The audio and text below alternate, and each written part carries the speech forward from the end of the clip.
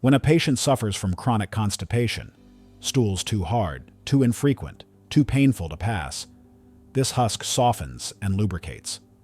It draws water into the intestine, forming a gel that eases transit, that makes movement possible again. When the same patient or a different one suffers from chronic diarrhea, stools too loose, too urgent, too frequent to control, the same husk absorbs excess water. It adds bulk. It firms what was formless. It slows what was rushing. The same substance, the same mechanism, opposite results. This is not a contradiction. It is regulation. In medicine, treatments are supposed to be specific. A drug that lowers blood pressure should not also raise it. A compound that slows the heart should not also accelerate it. The body is complex, but pharmacology demands precision. One mechanism, one outcome, one indication written on the label. And yet there exists a plant whose seed husk defies this logic entirely. The husk does not force the gut in one direction or another. It restores balance. It provides what is missing: water when there is too little, absorption when there is too much. It does not override the body's signals. It supports them. This behavior is almost unique in the world of digestive remedies. Stimulant laxatives force contraction. Antidiarrheals slow motility. Both intervene. Both impose. And both, used chronically, can damage the gut, create dependency, disrupt the delicate rhythms that healthy digestion requires. This husk does none of those things. It has been used continuously for at least 3,000 years. It was prescribed by Persian physicians before the Common Era. It was documented in Ayurvedic texts that predate modern medicine by millennia. It was carried along trade routes, cultivated in arid soils, processed by hand in villages that understood its value long before anyone could explain its chemistry. And today, right now, it is one of the most widely used digestive aids on Earth. But if you ask the average consumer what plant it comes from, they would not know. If you showed them the seed, they would not recognize it.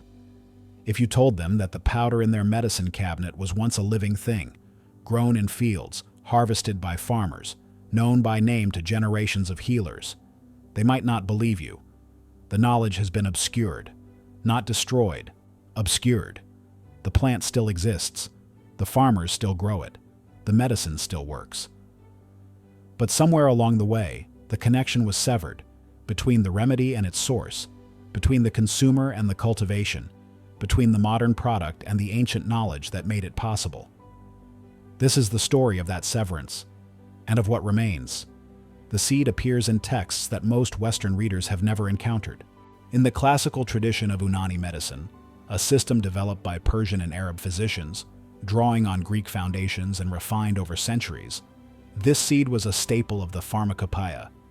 The practitioners called it by a name that translates roughly to horse ear, a reference to the shape of the husk when it is hydrated, elongated, curved, faintly resembling the ear of an animal. These physicians did not understand mucilage at the molecular level. They did not know about soluble fiber or prebiotic fermentation. What they understood was clinical observation, accumulated over generations. They saw what worked. They recorded it. They passed it down. The seed was prescribed for disorders of the belly, for looseness and for binding, for heat and for irritation. It was given to travelers whose digestion had been disrupted by unfamiliar water.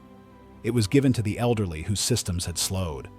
It was given to children whose intestines had not yet stabilized. The preparation was simple. The husks were soaked in water until they swelled into a gel, then consumed directly or mixed with other ingredients. The timing mattered. The quantity mattered. But the essential principle was consistent.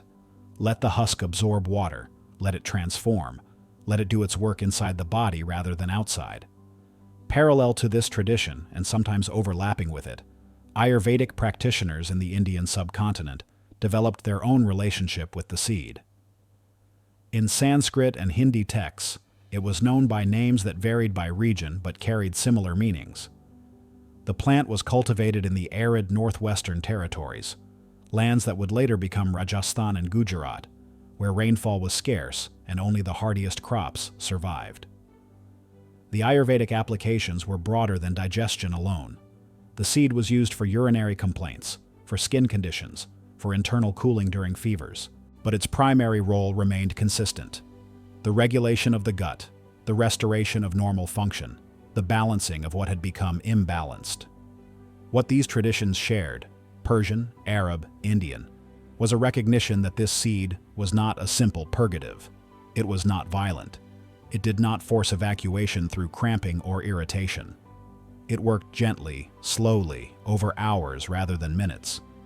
It could be used daily without dependency. It did not weaken the gut, it supported it. When European physicians encountered these traditions through colonial contact and trade, they were initially skeptical. The humoral theories that underpinned Unani and Ayurvedic medicine did not translate easily into the emerging frameworks of Western science. The seed was noted, catalogued, occasionally imported, but it did not enter mainstream European practice in a significant way until much later. What the ancient physicians knew, through observation and experience, would eventually be confirmed by laboratory analysis. But that confirmation would take centuries. And by the time it arrived, the context, the tradition, the cultivation, the cultural knowledge had already begun to fade from Western awareness. The seed remained. The understanding of where it came from and why it mattered did not. The transformation began in the 20th century, and it was not hostile. It was commercial. Pharmaceutical companies recognized the value of this seed husk. Clinical trials demonstrated its efficacy for constipation, for irritable bowel symptoms, for cholesterol reduction. The fiber was standardized, processed, packaged into powders and capsules that could be manufactured at scale and distributed globally. Brand names were created. Marketing campaigns were launched. The product was positioned not as a traditional remedy, but as a modern solution, scientific, reliable, backed by evidence. And in this positioning, something was lost. The plant was rarely mentioned. The origin was obscured. Consumers learned to recognize the brand, not the botanical source. They trusted the packaging, not the seed. This was not conspiracy. It was simply how industrial medicine works. A product is more marketable when it appears to be invented than when it appears to be discovered. A brand creates loyalty. A plant does not. The farmers who grew this seed continued to grow it. The fields in northwestern India, where the plant had been cultivated for centuries, remained in production. The harvest cycles continued, planting in autumn, flowering in winter, harvesting in early spring when the seeds had matured and the husks could be separated. But the consumers who purchased the final product, millions of them across dozens of countries, had no connection to those fields. They did not know that their morning fiber supplement came from a specific plant, grown in a specific place, harvested by specific people. The knowledge chain was broken. There were other factors as well. The plant itself is modest. It is an annual herb, low-growing, unremarkable in appearance. It produces small flowers and tiny seeds.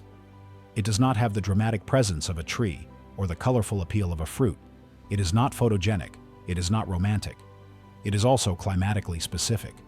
The plant thrives in arid and semi-arid conditions. Hot days, cool nights, well-drained sandy soils, minimal rainfall. It cannot be grown in humid climates or waterlogged fields.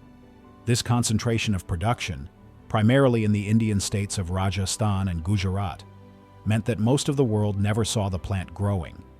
It remained invisible, abstract, known only as an ingredient on a label. And finally, there was the issue of preparation. Traditional use involved the whole husk, soaked and consumed with awareness of its texture and behavior. Industrial processing refined the husk into a powder that dissolved more easily, that could be flavored and sweetened, that required no understanding of what it was or how it worked. Convenience replaced knowledge. The product replaced the plant. This was not a failure of the seed. The seed continued to work exactly as it always had. It was a failure of transmission, of the cultural and educational systems that might have preserved the connection between remedy and source. The plant did not disappear from the earth. It disappeared from the mind. Modern science has confirmed what traditional practitioners observed through centuries of use. The husk of this seed is composed primarily of mucilage, a complex polysaccharide that absorbs water and forms a viscous gel. The mucilage content approaches 70% by weight in well-processed samples. This is higher than almost any other common source of soluble fiber, higher than oat bran, higher than flaxseed, higher than most fruits and vegetables. When this gel enters the digestive system, it behaves in ways that single-mechanism drugs cannot replicate. In the stomach, it expands. It creates volume without calories. It signals satiety to the brain, reducing appetite without stimulants or appetite suppressants. This property has made it a subject of interest in weight management research, not as a miracle cure, but as a tool for reducing overconsumption. In the small intestine, it slows absorption. Carbohydrates that would otherwise spike blood sugar are released gradually, reducing the glycemic impact of meals. For individuals with insulin resistance or type 2 diabetes, this modulation can be clinically significant. It does not replace medication, but it supports the body's own regulatory systems. In the colon, the gel performs its most distinctive work. It adds bulk to stool, but not the harsh, irritating bulk of insoluble fiber that can scrape and inflame. The gel is smooth, lubricating, protective. It coats the intestinal lining like a gentle barrier, reducing contact between sensitive tissues and irritants. For those with constipation, this means easier passage without straining. For those with diarrhea, this means absorption of excess water and normalization of transit time. For those with inflammatory conditions, irritable bowel syndrome, mild inflammatory bowel disease, hemorrhoids, fissures, this means reduced irritation and improved healing. The mechanism is not chemical intervention. It is physical support. But there is another dimension as well, one that ancient practitioners could not have understood in these terms, but may have intuited through clinical outcomes. The gel is fermented by gut bacteria. This is the prebiotic function.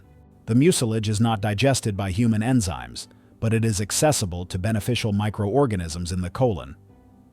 These bacteria break down the polysaccharides and produce short-chain fatty acids, compounds that nourish the intestinal lining, reduce inflammation, and support immune function.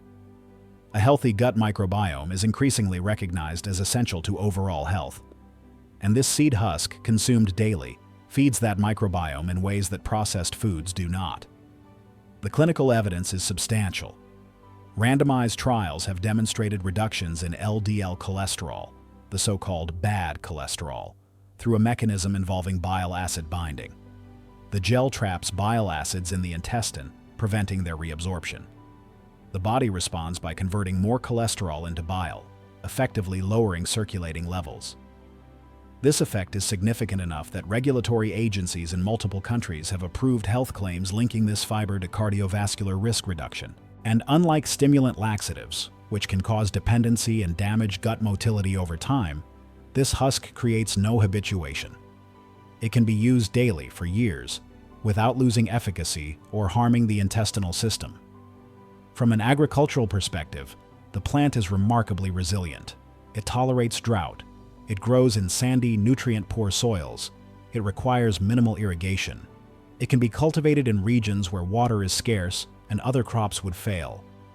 As climate patterns shift and arable land becomes more contested, these qualities matter.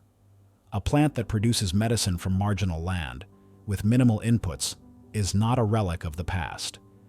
It is a resource for the future. The seed is called psyllium. The name derives from the Greek word for flea, a reference to the small, dark, flea-shaped seeds that the plant produces. In South Asian languages, it is known as isabgol or ispagula, names that trace back to the Persian term for horse ear. The primary commercial species is native to the Mediterranean and Western Asian regions, though it has been cultivated most intensively in India for centuries. The fields of Rajasthan and Gujarat remain the world's leading production areas, exporting processed husk to pharmaceutical companies and health food distributors across the globe.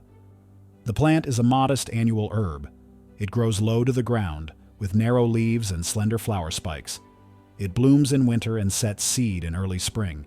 The seeds are harvested when mature, and the husk, the outer layer of the seed, is separated through mechanical milling. This husk is the medicinally valuable portion, containing the concentrated mucilage that gives psyllium its unique properties. In Western markets, psyllium is sold under brand names that have become household words, Metamucil being perhaps the most recognized. But the labels rarely emphasize the botanical origin, the connection to the plant, to the farming communities, to the centuries of traditional use, is typically absent from the marketing. For those who wish to encounter psyllium as a plant rather than a product, the path is straightforward. The seeds can be purchased from specialty suppliers and grown in home gardens, though the climate requirements are specific. The plant needs warm, dry conditions, similar to Mediterranean or high desert environments. It does not tolerate humidity or wet soils. It prefers full sun, sandy or loamy ground, and minimal watering once established. In temperate climates, it can sometimes be grown as a spring or summer annual, harvested before autumn rains arrive. The seeds mature on the flower spikes and can be collected by hand, then processed to separate the husk. Related species in the Plantago genus are far more widespread. The common plantain, not the banana-like fruit, but the low-growing weed that appears in lawns and disturbed ground across Europe and North America, is a close relative. It does not produce the same mucilage-rich husk, but it shares the family lineage. For many people, the psyllium family is growing within a few hundred meters of their home, unrecognized and overlooked. The whole husk form of psyllium can be found in health food stores and international markets. It is less processed than the powdered version sold in pharmacies, retaining more of the original texture and requiring more deliberate preparation, soaking in water, stirring, consuming before the gel sets completely. This form is closer to what traditional practitioners used. It requires attention. It requires understanding of how the husk behaves when hydrated. It requires, in some small way, a relationship with the material rather than mere consumption of a product. The plant still grows in the fields where it has grown for centuries. The farmers still harvest it according to seasonal rhythms that predate industrial agriculture. The knowledge of its properties, its cultivation, its preparation, this knowledge persists in the communities that have maintained it. What was lost was not the plant. What was lost was the awareness, in the broader world, among the consumers who use it daily without knowing what it is, that this medicine comes from somewhere, that it has a history, that it was discovered, not invented. The laboratories confirmed what Persia and India already knew. The clinical trials validated what generations of physicians had observed. The brand names succeeded because the underlying remedy worked, not because the branding created something new, but because it packaged something ancient. Today, gastroenterologists recommend this fiber more than almost any other. It is standard treatment for irritable bowel syndrome, for functional constipation, for managing cholesterol in patients who cannot tolerate statins. It is one of the most prescribed natural substances in modern medicine, and it comes from a seed that fits on the tip of a finger, a husk that weighs almost nothing. A plant that grows in the desert, asks for little, and gives back something that no synthetic compound has managed to replicate. The knowledge was always there. The texts recorded it. The farmers preserved it. The traditions carried it forward. What remained was for someone to ask the question that modern consumers have largely stopped asking. Where does this come from? What is it really? And who knew about it before we did? The answer is quiet. It does not advertise itself. It does not need to. It sits on pharmacy shelves around the world, in powder and capsule form, used by millions every day. And the plant that made it possible is still growing in the same soils it has always grown in, under the same sun, waiting for no one's recognition. It simply continues.